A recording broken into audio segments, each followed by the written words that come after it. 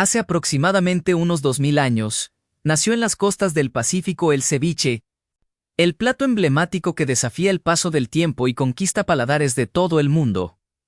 Pero, ¿cómo fue que esta creación aparentemente simple se transformó en el ícono absoluto de la culinaria peruana? Mezclando mares revoltos, rituales ancestrales y la astucia de pueblos originarios, ¿qué domaban la naturaleza salvaje con sus propias manos? Vamos a sumergirnos profundamente en esta jornada épica. Desde las playas olvidadas del antiguo Perú hasta las mesas más modernas y sofisticadas. Desvendando secretos culinarios que ningún fuego jamás cocinó. Todo comienza mucho antes de la llegada de los incas, allá por los años 1400 a.C., en las arenas calientes y desérticas de la costa norte del Perú. Aquel era el territorio sagrado de los moches, una civilización extraordinaria de ceramistas, ingenieros y pescadores que pintaban sus vasijas de barro, con escenas detalladas de cazadores marinos y peces gigantes. Ellos no poseían imperios grandiosos de piedra como los antiguos egipcios, pero dominaban el mar con una destreza inigualable, utilizando redes de algodón finamente trenzado y anzuelos hechos de concha afilada. Arqueólogos de renombre como el Dr. Walter Alba, al realizar excavaciones en tumbas reales en la Huaca del Sol y en Zipán, encontraron evidencias irrefutables de este pasado. Conchas de moluscos marinos, espinas de erizo de mar, e incluso vestigios biológicos de pescados crudos procesados con ácidos naturales de la región. Los moches pescaban con sus caballitos de totora, ejemplares de atún, corvina y pota fresca. Pero el intenso calor ecuatorial de la costa norte tornaba prácticamente imposible cocinar todo el producto en el fuego. La leña era un recurso escaso en el desierto, y el sol escaldante aceleraba peligrosamente el proceso de descomposición. Entonces, en un momento de necesidad, ellos descubrieron el truco genial. Exprimir los jugos del tumbo, una fruta extremadamente ácida parecida al maracuyá, limón silvestre y la totora, plantas nativas que liberaban ácidos cítricos potentes.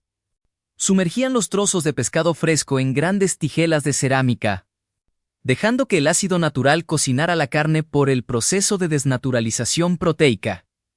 Este es un proceso químico fascinante que transforma la textura blanda y translúcida de la carne cruda en algo firme, blanco y opaco, sin necesidad de recurrir al calor, utilizando solamente la furia controlada de la acidez.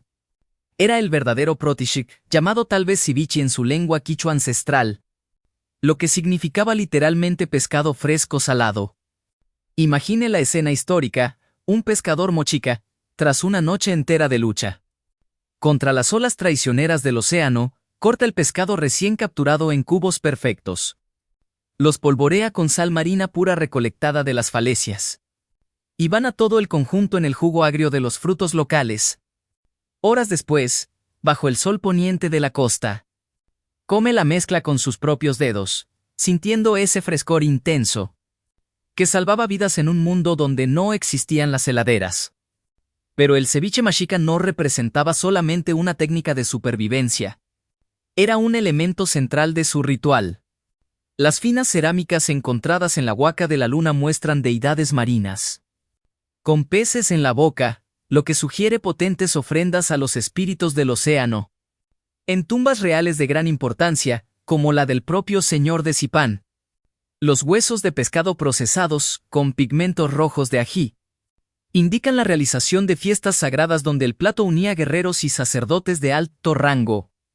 El ají, esa pimienta selvática y poderosa que crece entre las dunas de arena, añadía un fuego necesario a la boca, simbolizando la vitalidad y la fuerza del mar. Sin ese condimento picante, el ceviche sería considerado insulso. Con él, se convertía en un verdadero elixir de fuerza vital.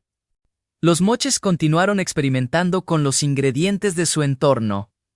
Mezclaban cebolla roja salvaje para aportar una textura crocante, milo tostado para dar equilibrio y diferentes tipos de algas, para obtener un umami natural de las profundidades.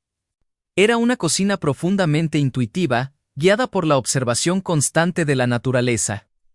Ellos notaban cómo el ácido cítrico preservaba el pescado por varios días, lo que permitía realizar intercambios comerciales con comunidades andinas situadas a grandes distancias. Así, el ceviche iniciaba su viaje desde las costas calientes hasta las alturas de los Andes, cargado cuidadosamente en hojas de plátano y alimentando a las caravanas de llamas. Pero el verdadero salto evolutivo vino siglos después, con la llegada de los chimús, quienes fueron los sucesores de los moches por el año 900 después de Cristo. Como maestros constructores de Chanchan, la ciudad de adobe más grande del mundo, ellos refinaron la técnica culinaria. Sus pescadores comenzaron a usar camarones gigantes y aguacates incipientes, creando las primeras variaciones regionales. Evidencias encontradas en momias chimús revelan dientes manchados por el consumo constante de cítricos, una prueba arqueológica de una dieta ácida diaria y saludable. Entonces, llega el esplendor del Imperio Inca en el siglo XV, y el ceviche explota definitivamente en una escala imperial. Bajo el mando de Pachacútec, el gran conquistador que unificó los Andes, el plato se transforma en un símbolo de poder y estatus. Los incas, con su vasto territorio del Tahuantinsuyo, que se extendía desde el Ecuador hasta el Chile actual, controlaban todas las rutas estratégicas de sal, pescado y frutas. Las crónicas de Garcilaso de la Vega, el cronista mestizo del siglo XVI, describen con asombro cómo los incas consumían pescado en jugo de limón durante los banquetes reales celebrados en la ciudad sagrada de Cusco. El emperador Atahualpa, según cuentan las leyendas populares, devoraba grandes cantidades de ceviche antes de entrar en las batallas, creyendo firmemente que el mar le otorgaba un vigor invencible. Ahora, el proceso se sistematiza de forma rigurosa.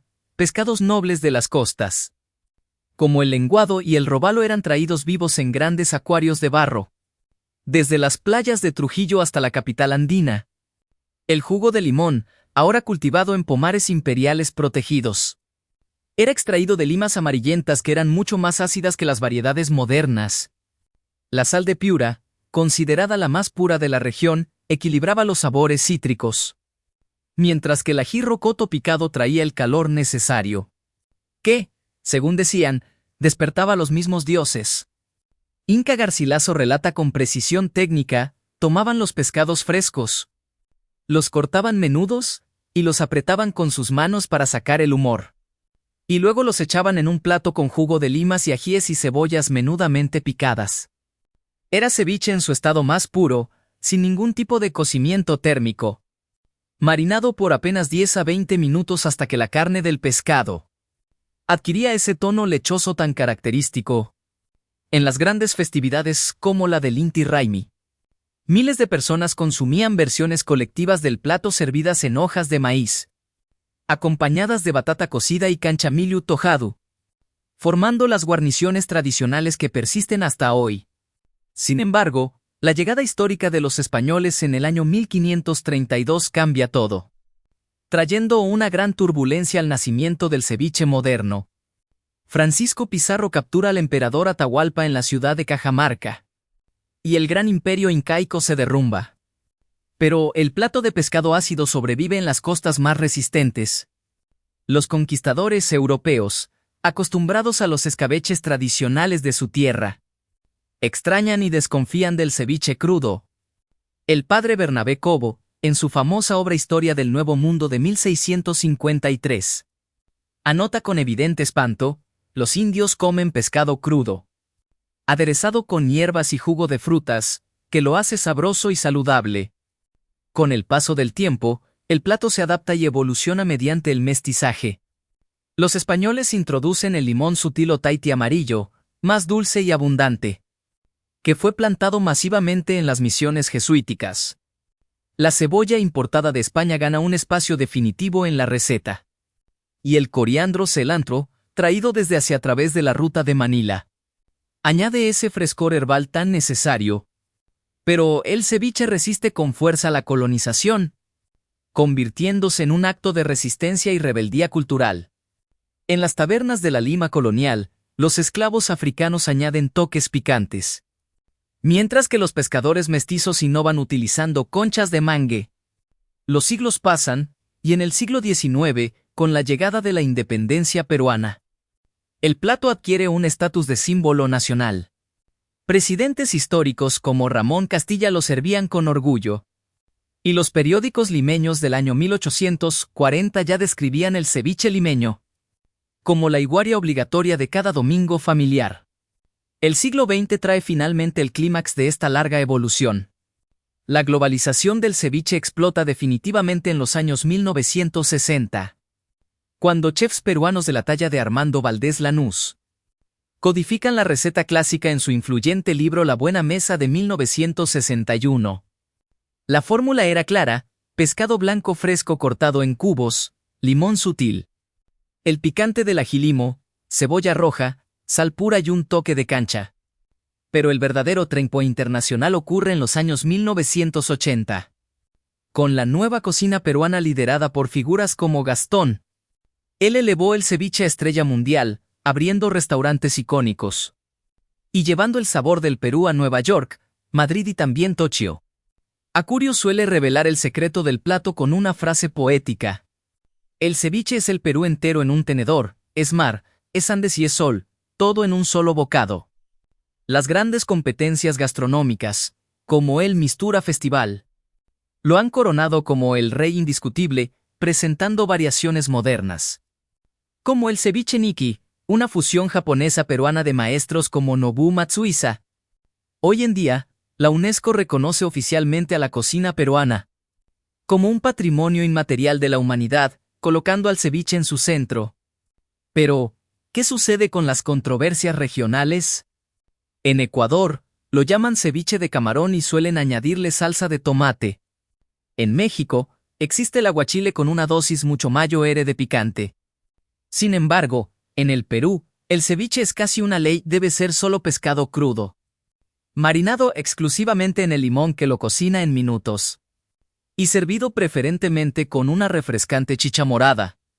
Ahora, llegamos al ápice de nuestra larga historia. Imagine Trujillo en 2023, donde los pescadores modernos todavía se sumergen como sus ancestros mochicas, capturando el pescado más fresco para ceviches que hoy viajan en avión por el mundo. El ceviche no es simplemente comida. Es un puente vivo y vibrante entre el año 2000 a.C. y nuestro futuro tecnológico, demostrando que la genialidad humana florece en los momentos de mayor escasez. Desde los antiguos rituales incas hasta los platos sofisticados Michelin, esta preparación ha sobrevivido a la caída de imperios y a las modas pasajeras, manteniéndose siempre fresco, siempre ácido y siempre lleno de vida. ¿Cuál es su gran secreto científico? Es la desnaturalización perfecta.